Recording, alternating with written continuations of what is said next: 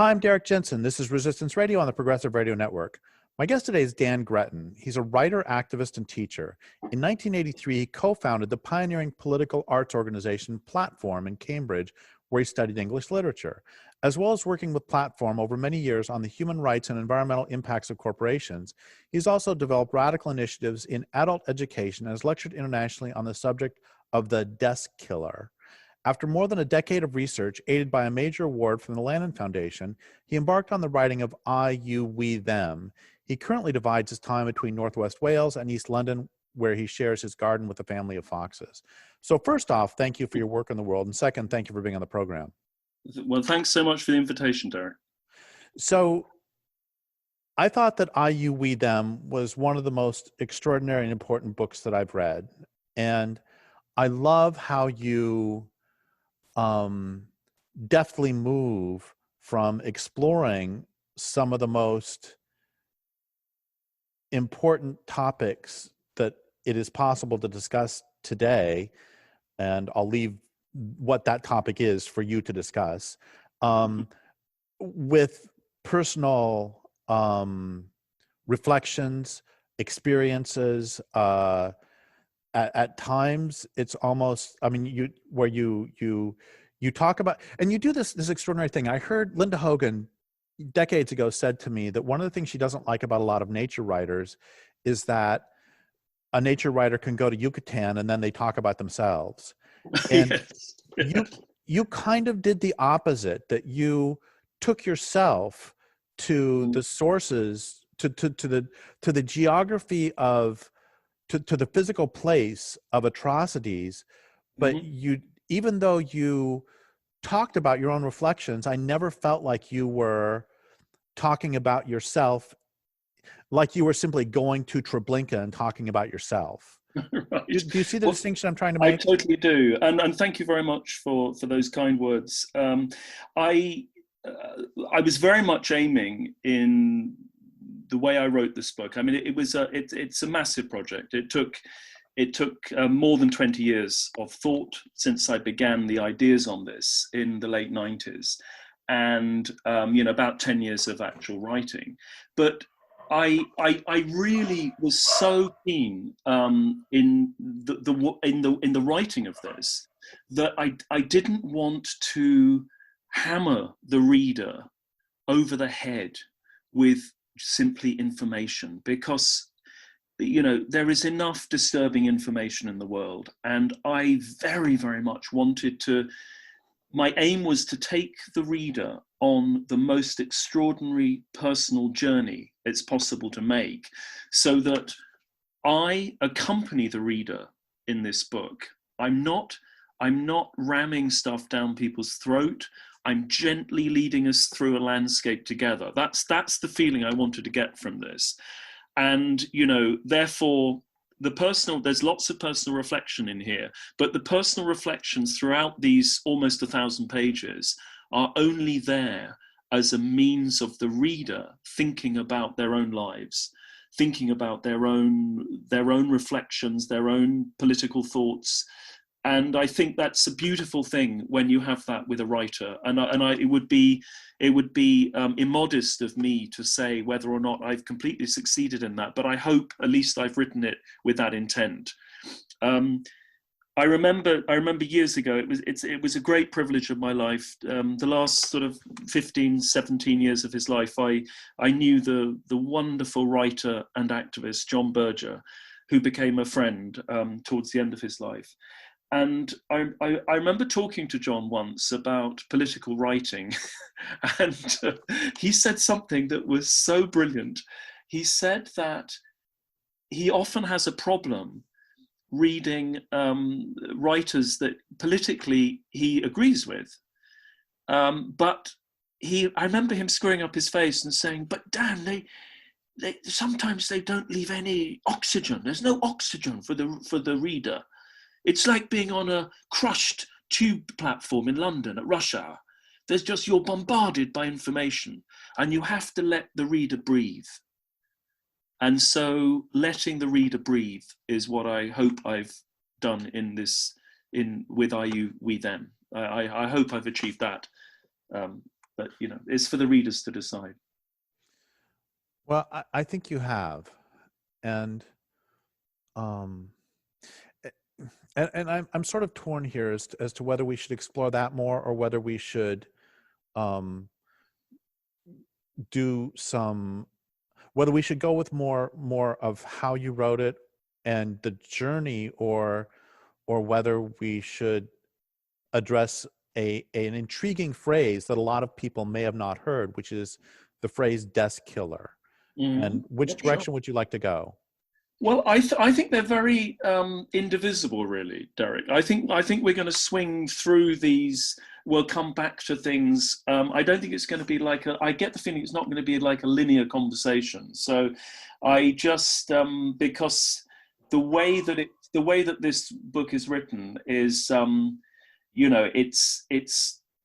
Of course, I'm not a feminist, but I think I've been hugely informed by feminism in my life and my activism. So my grandmother, who's a key figure in this book, my mother, my sister, my sister-in-law, I come from a family of incredibly strong women and inspiring women. And so I think, that's part of it, this making things very personal. The book is incredibly personal, and it's also very vulnerable. And I think there's a subversion in writing with vulnerability in there, especially when you're writing about these massive historical and political subjects. I think there's a beautiful combination of seemingly paradoxical between the personal, open way of writing and the very, very hard-hitting political analysis in this book. So I'm happy to go in whichever direction, and we'll weave back. I'm sure we will. Well, I think that we should lay the groundwork for people. I mean, what are desk killers? What's the point?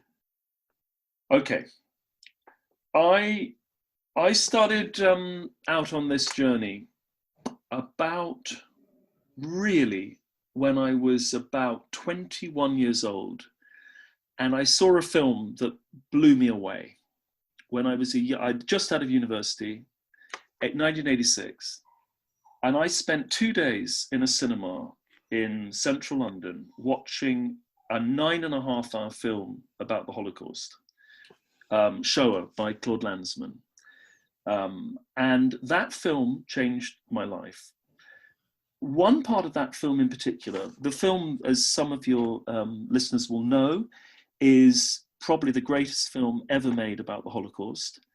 It is simply the voices and the faces of perpetrators, victims, survivors, and bystanders, the witnesses. But one part of that film was remarkable. It showed a wet road going through the German industrial lands, where the factories are. And it showed a little lorry going through this landscape. And as the lorry went through this landscape, a voice read a memorandum which was sent by an SS officer to another SS officer in 1942, talking about the processing of 90,000 human beings. And in this memorandum, it was like two businessmen talking to each other. The language is terrifying. And it comes very early on in the book. I reproduce that memorandum. The language is almost entirely businesslike.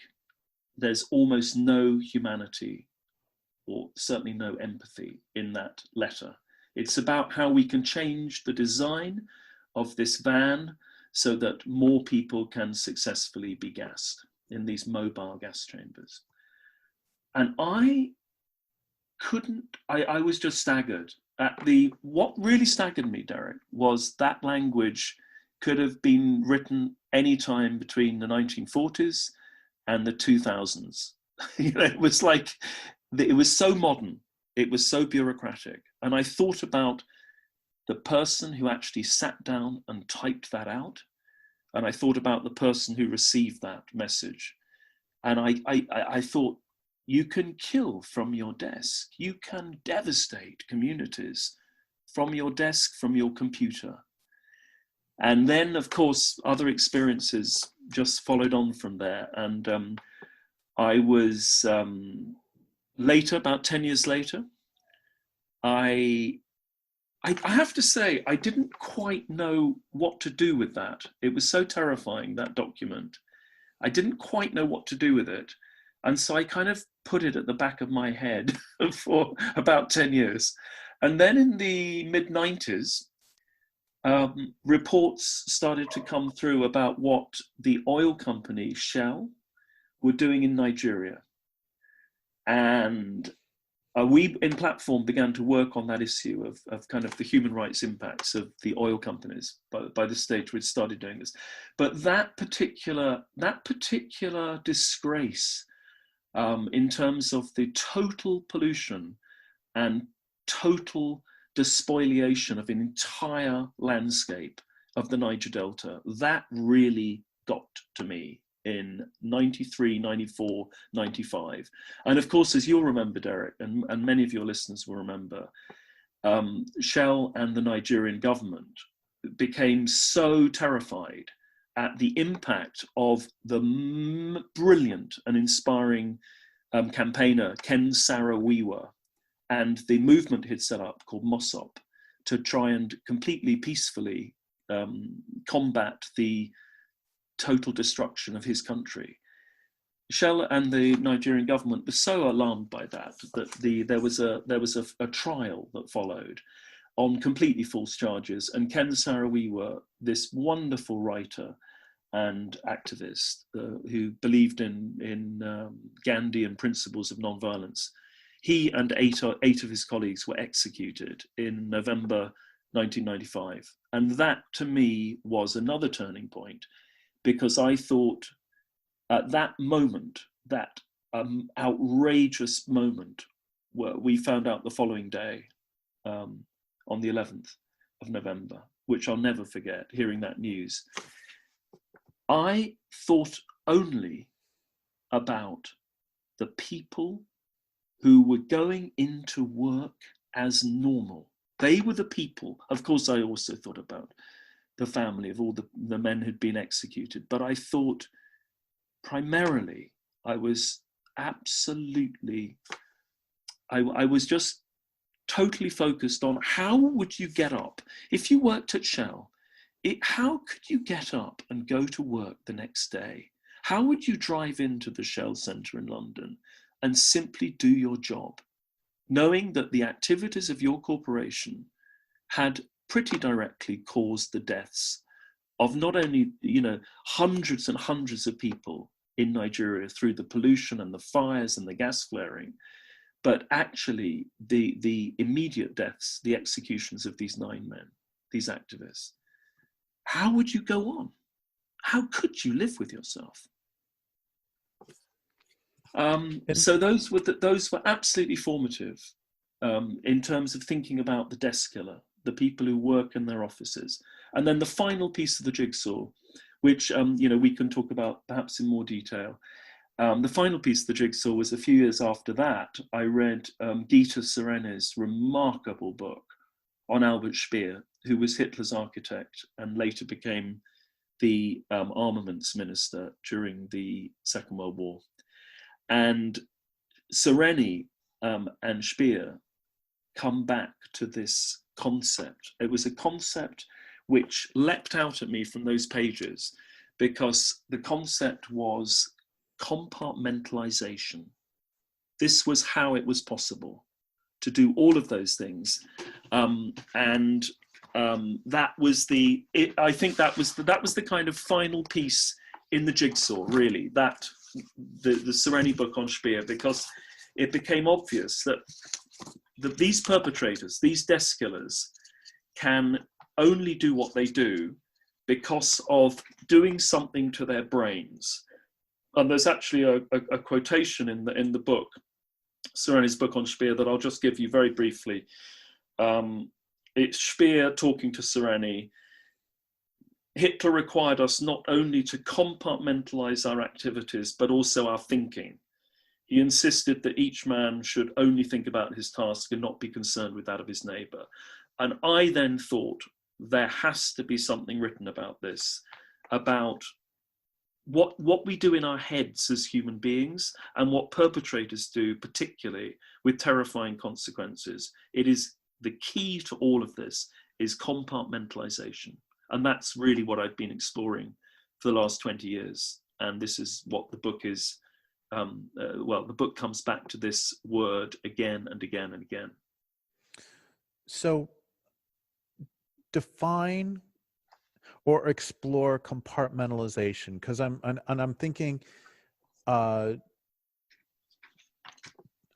wondering if you can also put the word either put the word context or decontextualization into your answer somewhere. Mm-hmm. Well, let me give you an example or two examples.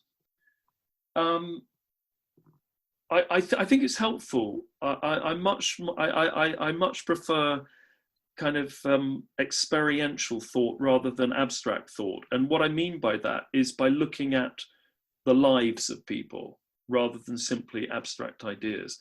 And I want to read out something that will help enormously in what you've just asked. This is something Speer said later in his life, which is absolutely astonishing. If you think about, he was at the center of Hitler's government, absolutely central figure. But yet this is what he did in his mind. This is what he said. I felt myself to be Hitler's architect.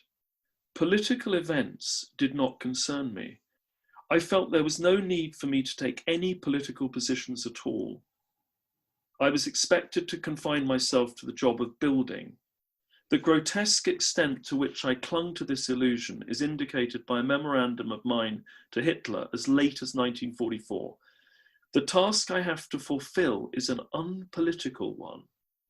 I have felt at ease in my work only so long as my person and my work were evaluated solely by the standards of practical accomplishments. I mean, this is the man who was producing the armaments that allowed Germany to fight the Second World War probably into 1944 and 45, causing an additional 10 to 15 million deaths in that final year of the war. And yet he thought his task was an unpolitical one, which is staggering, totally staggering. The other examples are, people, I can give you many, but one that comes to mind is that John Brown, who was the chief executive of BP, in 2000, he gave, this is the head of a large transnational oil corporation, and he gave the most extraordinary series of lectures where he was basically reinventing himself as a kind of green pioneer. This is the head of an oil company that had caused catastrophic ecological damage across the world and had contributed massively to, fossil fuel production. And he has the astonishing compartmentalized mind to come up with a series of lectures which the BBC broadcast, and it was called something like In Defense of the Earth. Those are just two examples that come to mind. So my first degree was in engineering. It was in physics. It was mineral engineering physics. So it's physics with extra engineering and extra geology thrown in. And, I'm thinking about the Lori comment and improving the design of a mobile killing van, and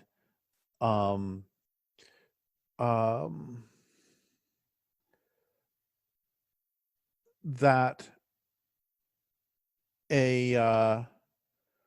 there's the line about because actually a correction in the weight distribution takes place automatically through the fact that the cargo, that is the people to be killed, in the struggle toward the back door during the operation always is preponderantly located there. So he's talking about fixing the engineering of the truck to take into account the fact that the people, sorry, not the people, the cargo shift to the rear as they're struggling to get out. And that the engineering mindset is just so interesting to me in terms of that decontextualization. It doesn't matter whether you're building a crematoria or a slaughterhouse or a church. I mean, the same engineering principles apply. And the same thing is true with bureaucracies in general.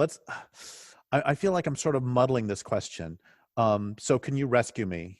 No, I mean, you're entirely, no, I think you're absolutely on the right lines. That particular memorandum, it only focuses on the problem solving, the technical challenges. There is one reference in the whole 2 pages of that memorandum which hints at human beings, and it talks about, it doesn't term them as human beings. It actually says it's about overloading the front axle, but in fact the balance is automatically restored because the merchandise during the operation displays a natural tendency to push to the rear doors and is mainly found lying there at the end of the operation. So this idea of the load, the cargo, the merchandise, so the human beings have already been entirely depersonalized.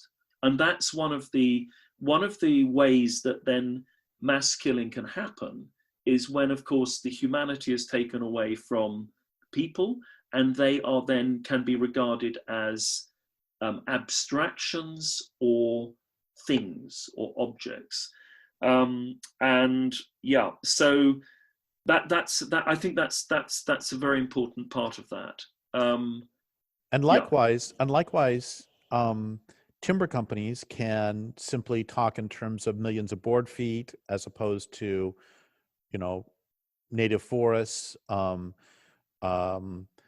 Oil companies can talk about millions of barrels of oil as opposed to, and what would the term be for what has happened to the Niger Delta itself? Let's leave the humans out of it for a second and just the Niger Delta. What would be the bureaucratic term for, would that just be spillage? Would that be wastage? They talk about all of those things, spillage, the oil pipeline spills. The language is obscene.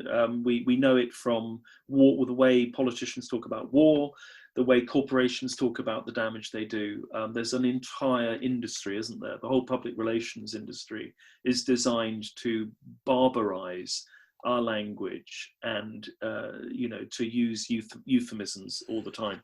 I mean, I think I just want to backtrack fractionally, Derrick. There's something else that Speer said when he was imprisoned after the war. And at one point, this is really fascinating because he had 3 years imprisoned at Nuremberg. He got a 20-year sentence in the trial, in the immediate post-war trial with the major criminals.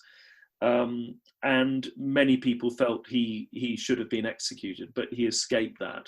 I think mainly because the Americans and the British wanted to see if he could be used in some way post-war when the Cold War was on its way. But Speer said something remarkable when he was talking to a French priest who became, he actually, for the first time in his life, he was asked to become reflective and really explore kind of intellectual ideas in a way that he'd never had done before in his life, and look at the nature of his responsibility for what he had been part of. And this remarkable French priest called Casales spent 3 years meeting him every week and giving him kind of a huge reading list, and they would have conversations trying to get at Speer's real responsibility. And in one of these conversations, Speer admitted to Casales this. He said, an American who was interrogating me said that I loved machines more than people. And that line, I loved machines more than people, it suddenly struck me there was something very important there, because that's talking about a love of the abstract, a love of engineering, a love of mathematics, a love of all of these kinds of things that actually take us away from the human being. And when Speer is confronted with the human being, particularly with the eyes of a human being, he is suddenly in a different place. And he visited in late, I think it was December 1943, he visited a terrifying, it was under a mountain in the Harz Mountains. The Nazis were building the V2 rockets, which they thought would help them win the war. The conditions there were, he went to a place called Dora in late 1943. And Speer spent, you have to remember, Speer spent most of the war years in his office in Berlin, writing documents at his desk, the great organizer. But this was a time he actually went to a place of horror.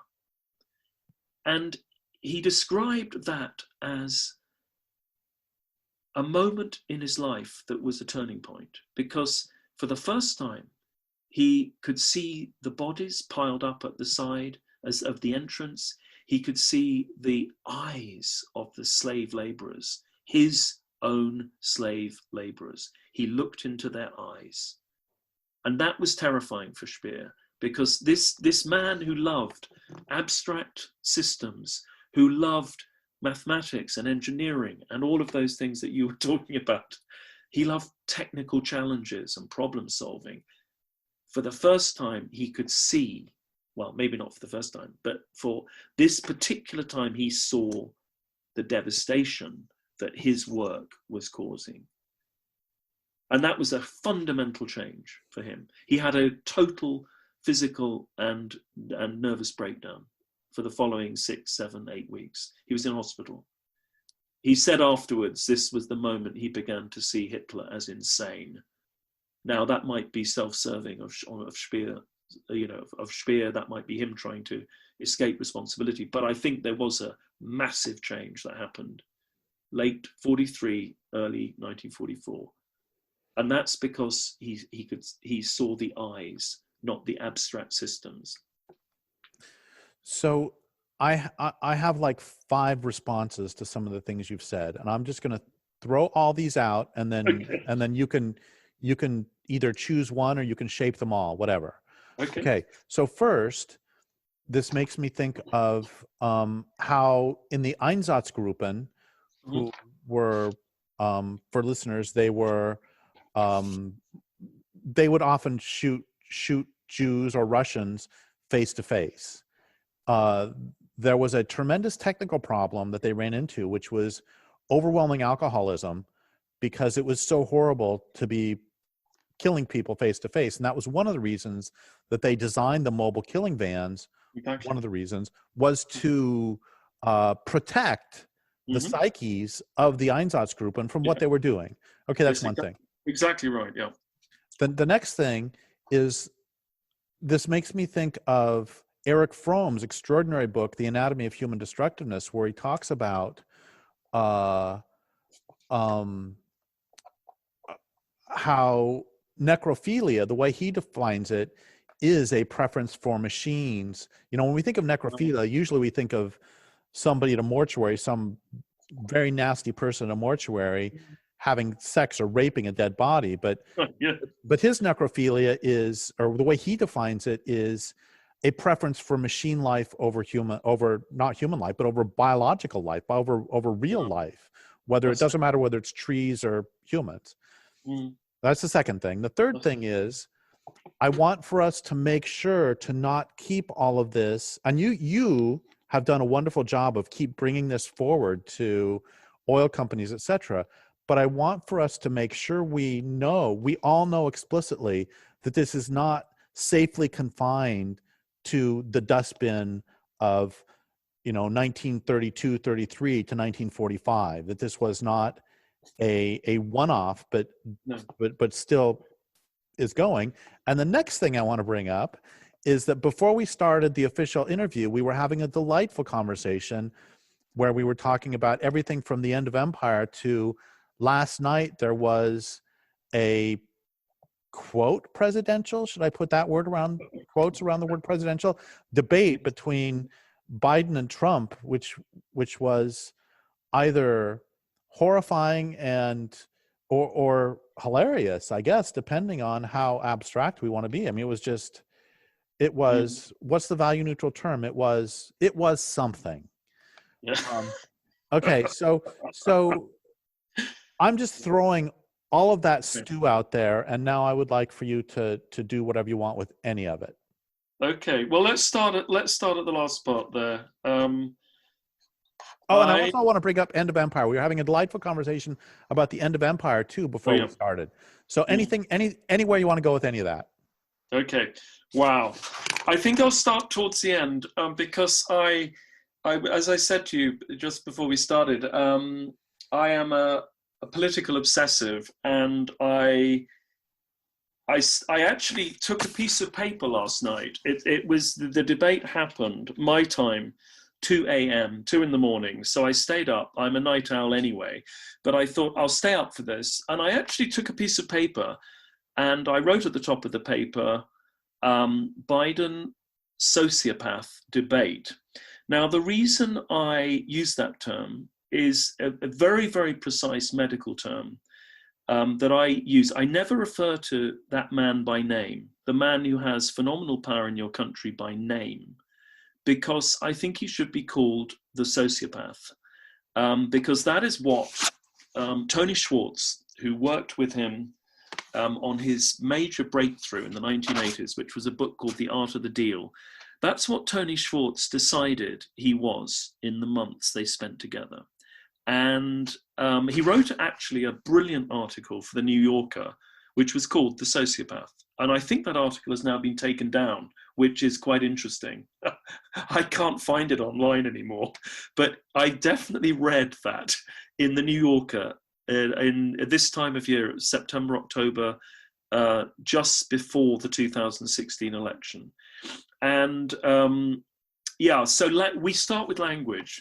I don't think the man is a criminal necessarily, but I think he should be in a medical institution where he can be safe from others and safe from himself. I think he's phenomenally dangerous. Anyway, I started this with a blank piece of paper, Biden sociopath debate, and I wrote not a single word on that piece of paper. I was completely stunned, because what stunned me was there was no debate. And I think it was quite deliberate of the sociopath that he didn't want to engage in debate. He wanted to try, and he did it to some extent successfully. He wanted to disrupt the whole procedure. I was absolutely astounded that for such an important, seemingly important event, you could have a moderator from Fox News. I was astounded by that. And he did a terrible job. He didn't chair that debate. He didn't moderate it.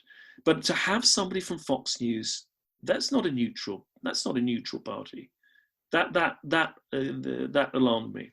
Anyway, so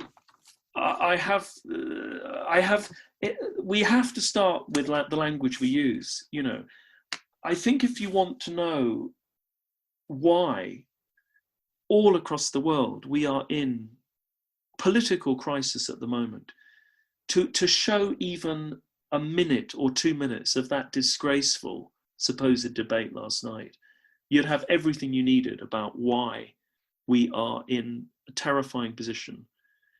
They're not equivalent, those people, by the way, but to have two white men in their 70s, you know, engaged like that. It was so educational about why we are facing the most profound crisis.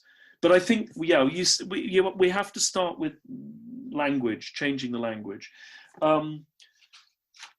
John Berger had a wonderful phrase which came in a discussion he had, an exchange of letters he had round about the year 2000 with Subcomandante Marcos, who was then really massively involved in a struggle for autonomy in southeastern Mexico in the mountains. And there's a wonderful exchange of letters they wrote. And Marcos said, the planet today is the battlefield of a fourth world war. The third was the so-called Cold War. The aim of the belligerents is the conquest of the entire world through the market. The arsenals are financial. There are nevertheless millions of people being maimed or killed every moment. Thanks to computers and the technological revolution, the financial markets operating from their offices and answerable to nobody but themselves have been imposing their laws and worldview on the planet as a whole. Globalization is merely the totalitarian extension of the logic of the finance markets to all aspects of life. Meanwhile, 90% of the women and men on the planet live with the jagged pieces that do not fit this puzzle. And then John said this, which for me is an absolute definition of hope. And this is why we have to change the language. The first step towards building an alternative world has to be a refusal of the world picture implanted in our minds. Another space is vitally necessary. First, a horizon has to be discovered, and for this we have to re-find hope against all the odds of what the new order pretends and perpetrates. The act of resistance means not only refusing to accept the absurdity of the world picture offered us, but denouncing it. And when hell is denounced from within, it ceases to be hell. So that action of refusing to accept the absurdity of the world picture offered us, that is probably the most important political action we can take, I think. And so that means if you refuse to accept the absurdity of the world picture offered us, we do not accept the language, any of the language that is used by those in power and who abuse power. We start by not accepting the language. Wasn't it Audre Lorde who said that magnificent phrase, the master's tools will never dismantle the master's house? Yeah, I mean, that's important. They may allow us temporarily to beat him at his own game, but they will never enable us to bring about genuine change. Audre Lorde, absolutely right. John Berger, absolutely right. We have to start in a different place. And I'm afraid to say a lot of activism, for my money, that's a bad phrase to use, a lot of activism does not pay enough attention to language. The language is absolutely critical. That's because that's where political change begins.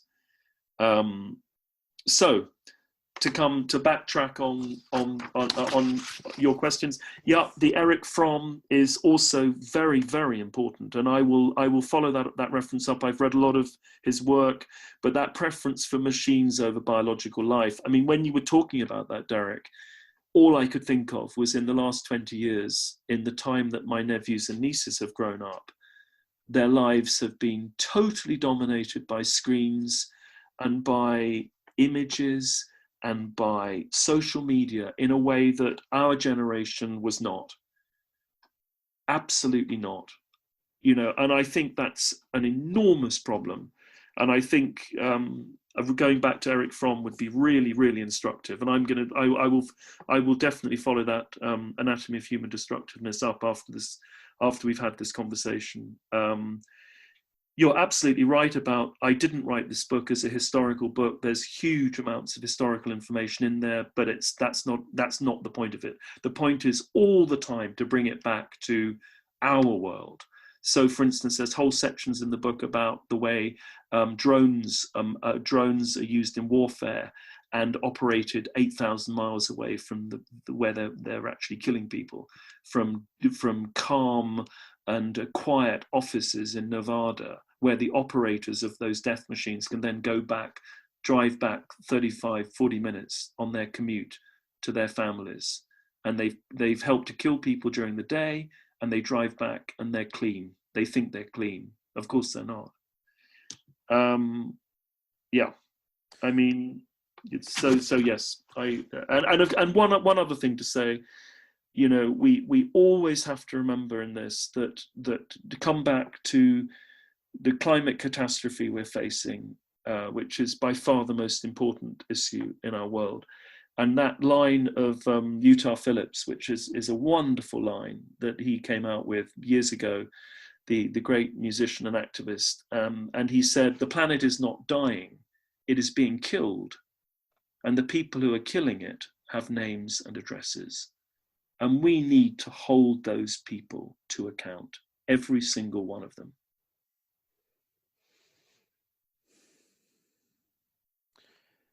That would be a delightful place to end, but we're not going to. Good. There's I'm thinking about I'm thinking a few things. One of them, as you have come to expect by now, one of them is Robert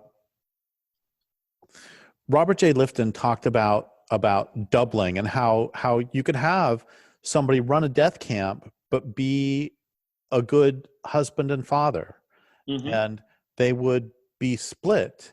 And I'm guessing that most of the death killers do not perceive themselves as committing atrocities. Absolutely right. Totally right. I talk about Robert J. Lifton's work in the book.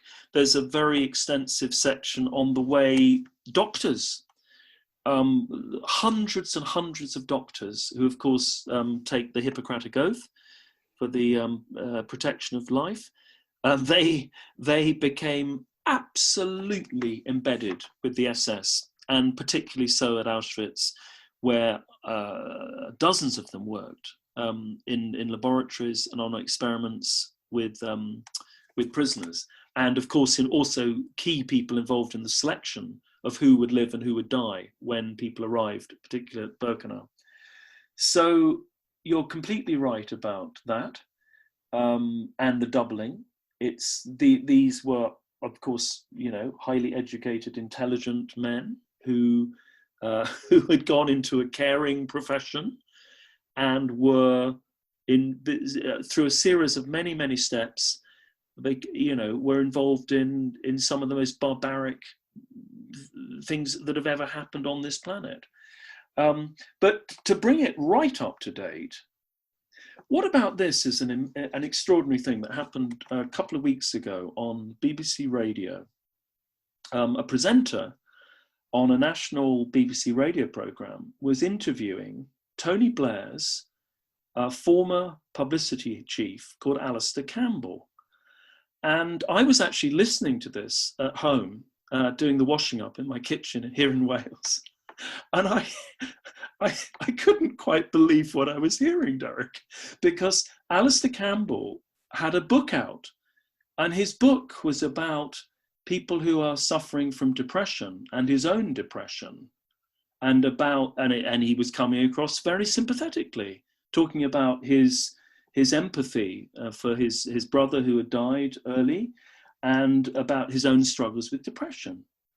And then the presenter, who was called Nihal, he then put this into the conversation.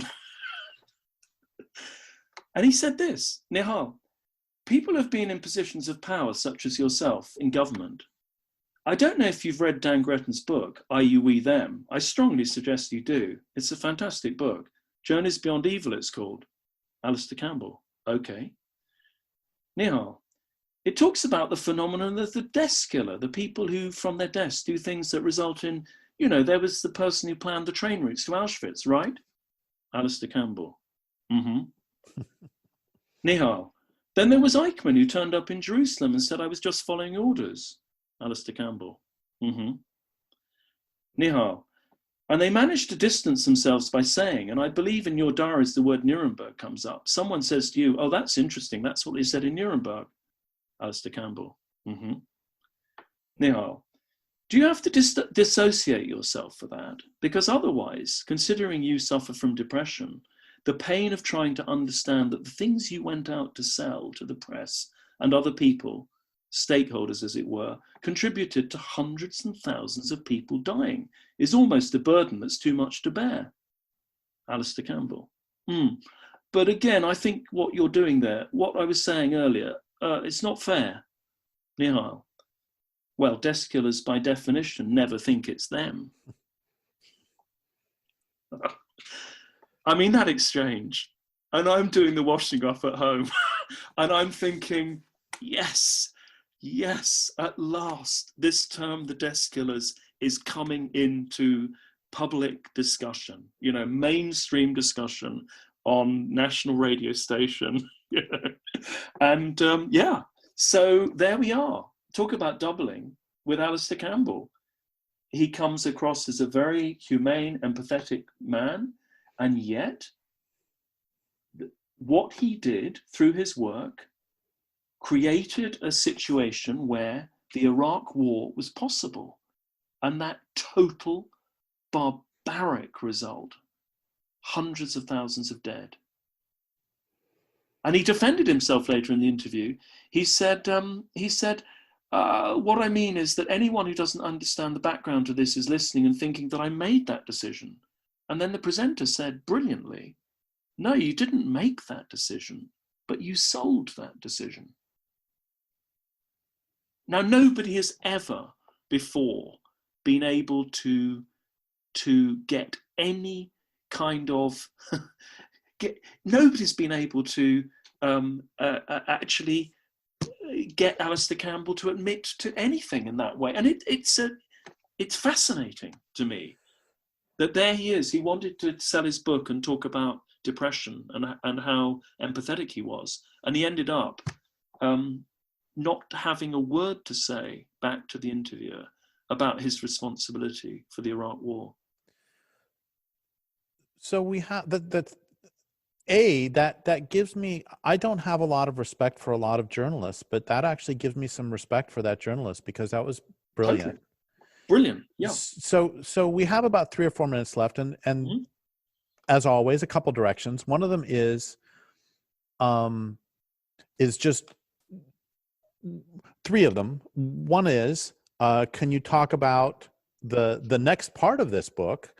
2, sorry to give you so much to do in 3 minutes. 2,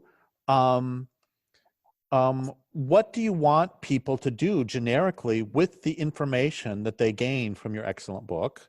And 3, one of the things I love about the story that you just told is, for me, the story you just told is precisely, for me, the point of writing books, is because you writing that book gave that journalist the ammunition, the understanding, we can use whichever language we want, gave the tools to be able to push the discussion in directions that would not have been, you gave him the language that he might not have had 5 years previously. Means he would not have been able to do that particular interview 5 years previously. So for me, that's how social change occurs. Wow. Well, thank you for saying that. That's very, very interesting. Yeah.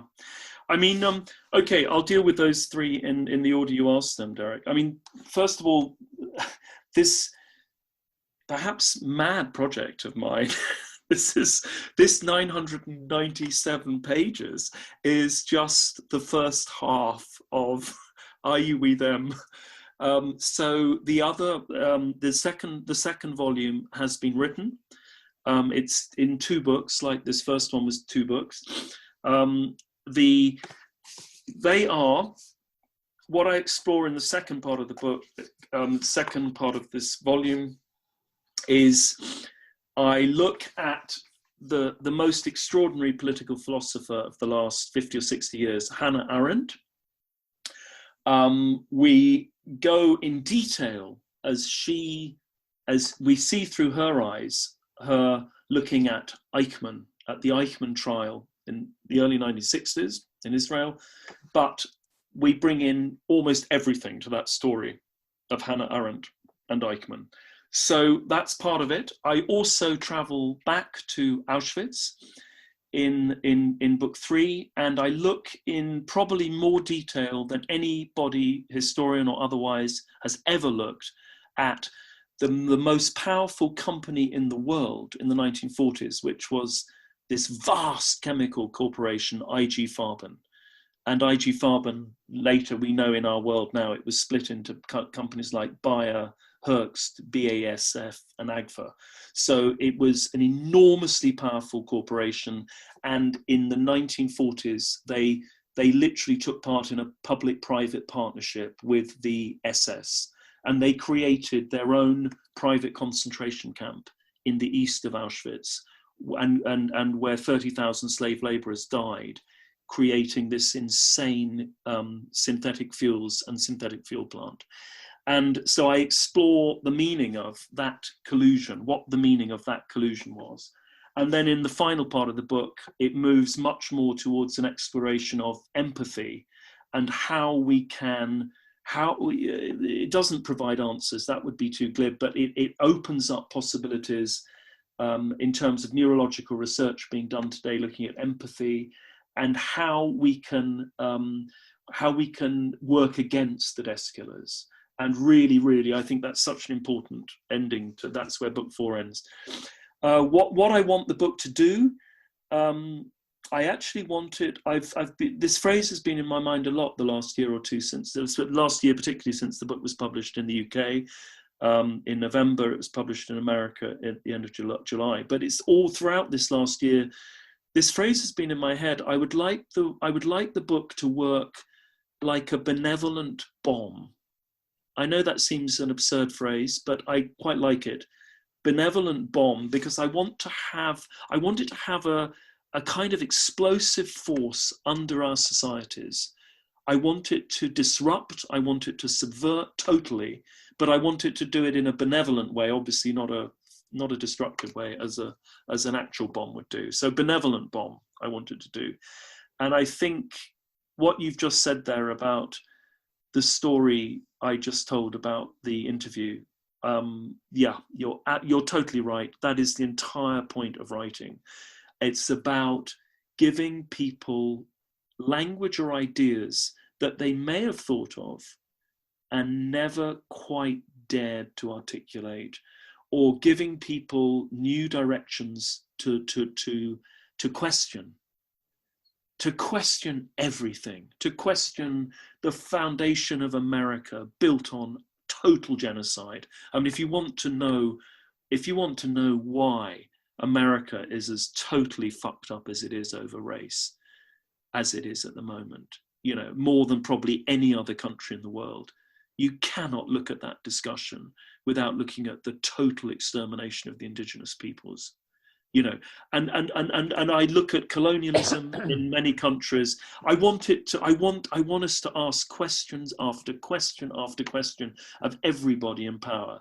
Another hugely important figure in the book is my father, who was a classicist, and my father had an enormous love of Socrates. And Socrates, of course, his mantra was question everything, even question me, who is now telling you to question everything. So that's what I'd like people to take away. Well, thank you so much for all of that. And I would like to thank listeners for listening. My guest today has been Dan Gretton. This is Derrick Jensen for Resistance Radio on the Progressive Radio Network.